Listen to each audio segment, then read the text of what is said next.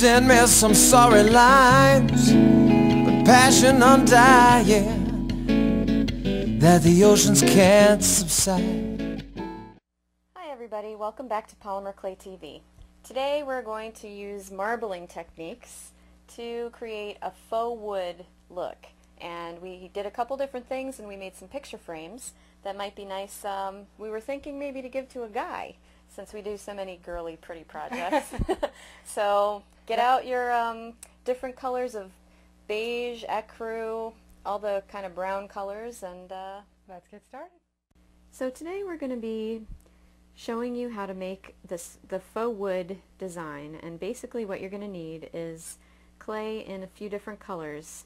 We have ecru, burnt sienna, or raw sienna and burnt umber.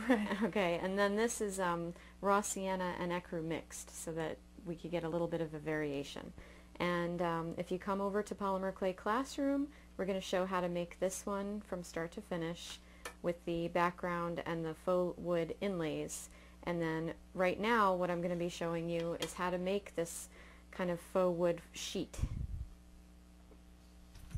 So what you need to do is just start with your snakes rolled out to about the same length and just stack them together. And this is basically a variation of the marbling technique. So you're just going to squeeze them together and compress them and roll them out, and then give them a twist. And then I like to roll mine back up into a ball and roll them out again. So you have to give them a little squeeze to make sure they stick. And roll and twist.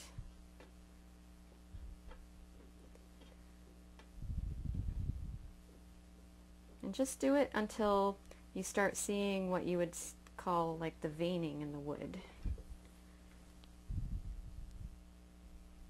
Yeah, you want to just see until you get the right texture of wood, and to achieve that look, just look at a piece of wood and see the grain of it. You know, you'll have a better idea of what wood looks like, and if you're looking at a piece of wood. Right. Yeah. So I would say for this technique you're going to end up wanting to use your pasta machine to get a nice sheet of it. So I'm just going to roll it through the pasta machine until I like how it looks.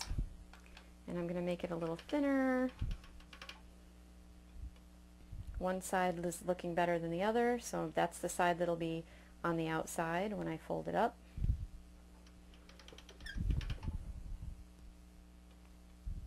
That's starting to look nice.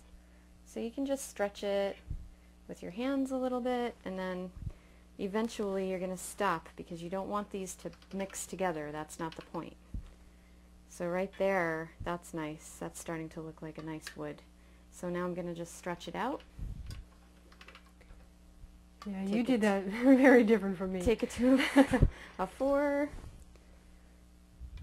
And I started with a small amount of clay, so I'm getting a small amount of wood grain, but that's enough for my little project.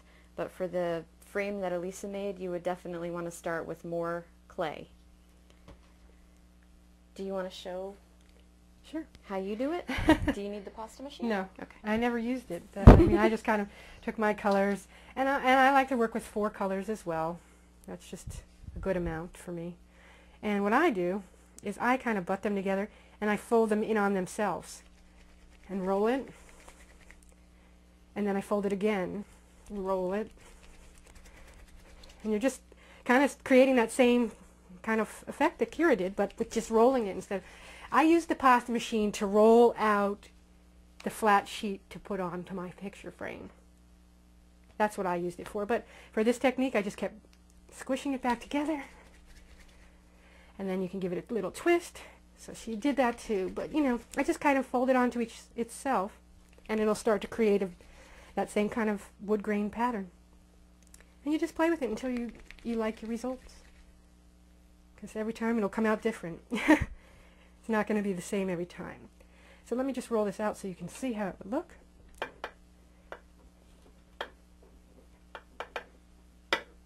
So you don't need your pasta machine to create this wood look either.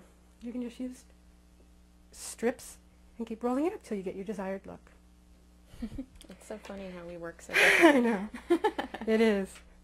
So have fun with it, and be sure to come to Polymer Clay Classroom where you can see how we made this frame.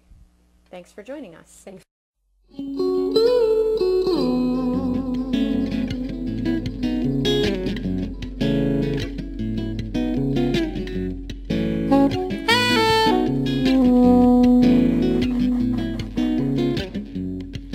Send me some sorry lines, but passion undying, that the oceans can't subside. The storm blew from behind,